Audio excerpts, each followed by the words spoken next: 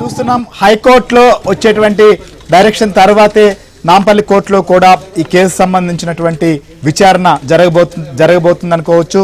చాలా క్లియర్గా ఇప్పటికే క్వాష్ పిటిషన్ దాఖలు చేసి ఉన్న నేపథ్యంలో హైకోర్టు సాయంత్రం 4 గంటలకు వాయిదా వేశారు. 4 గంటలకు ఈ కేసు సంబంధించినటువంటి విచారణ రాబోతోంది. ఈ సందర్భంగా అల్లు అర్జున్ సంబంధించినటువంటి విషయంలో ఆయన ఆ రోజు 4వ తేదీన బెనిఫిట్ షోకు వెళ్లడం, బెనిఫిట్ షో దగ్గర జరిగినటువంటి తొక్కెసలాటలో రేవతి అనే మహిళ మృతి చెందడం, వారి కుమారుని ప్రస్తుతం ఆసుపత్రిలో వైద్య సేవలు అందుతున్నటువంటి పరిస్థితి. ఈ నేపథ్యంలోనే ఇప్పటికే 3 అరెస్ట్ చేశారు. ప్రస్తుతం అల్లు అర్జున్ కూడా అరెస్ట్ చేయడం జరిగింది.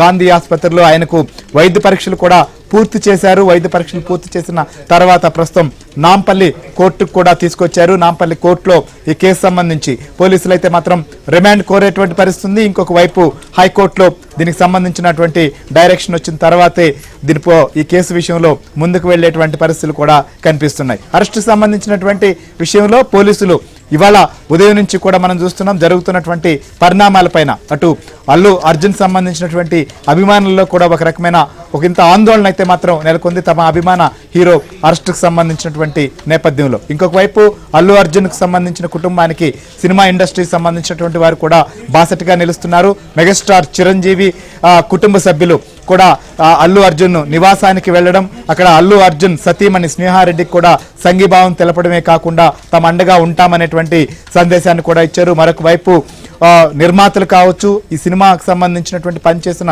క్రూ వీళ్ళందరూ కూడా సంఘీభావం తెలుపుతున్నారు. ఇంకోవైపు ఇండస్ట్రీకి సంబంధించినటువంటి వారు కూడా జరుగుతున్న పరిణామాలను పరిశీలిస్తున్నటువంటి పరిస్థితి. ఇంకొక వైపు పొలిటికల్గా కూడా ప్రస్తుతం అల్లు అర్జున్కు సంబంధించినటువంటి అరెస్ట్ వ్యవహారం తెలంగాణలో రాజకీయంగా కూడా కొంత సెగలు రేపుతోంది. ఈ అంశం పైన తొలుత BRS party working president KTR react అయ్యారు. ఆయన హైడ్రాను కూడా పోల్చుతూ ఈ ఎపిసోడ్తో అల్లు అర్జున్ అరెస్టును ఖండించడం జరిగింది. తర్వాత దీనిపైన ముఖ్యమంత్రి కూడా చాలా స్పష్టంగా చట్ట ప్రకారం జరుగుతున్నటువంటి ప్రక్రియ అని చెప్పారు. సో ప్రస్తుతం బీజేపీ బీఆర్ఎస్ రియాక్ట్ అవుతున్నటువంటి తీరుపైన కాంగ్రెస్ పార్టీకి సంబంధించినటువంటి అధికార ప్రతినిధి అద్దంకి దయాకర్ కూడా రియాక్ట్ అయ్యారు. ఆయన ఏం మాట్లాడారో కూడా చూద్దాం.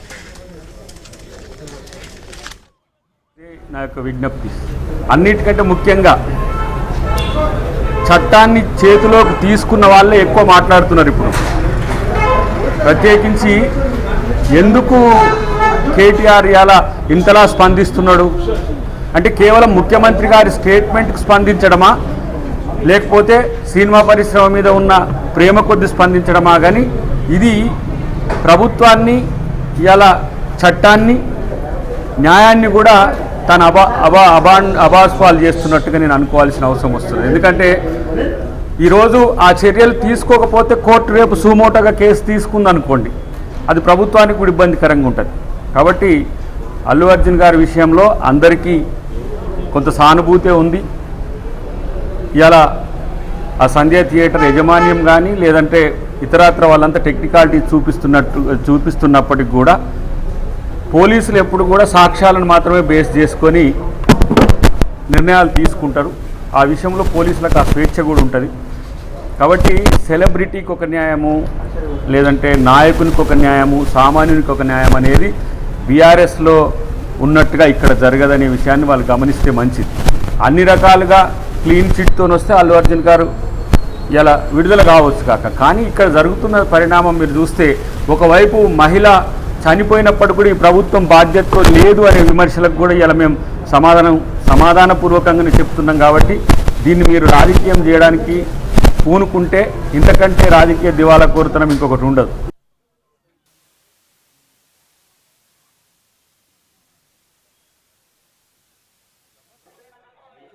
అల్లు అర్జున్ తీసుకుని వెళ్తూ ఉన్నారు.